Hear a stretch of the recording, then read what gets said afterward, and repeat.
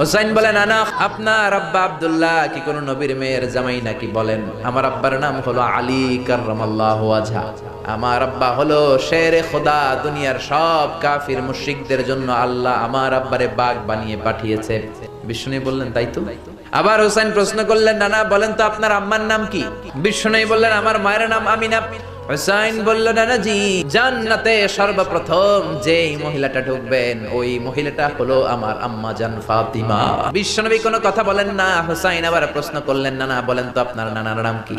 বিশ্বনবী বললেন, আমার নানার নাম হলো ওয়াহাব ইবনে আব্দে মানাফ। হুসাইন বলে, নানা আপনার নানা ওয়াহাব রে কে চিনে? আর আমার নানারে চিনে না এমন কোন মানুষ পৃথিবীতে নাই। এই হলো আমার নানা। এবার বলেন কে দামি?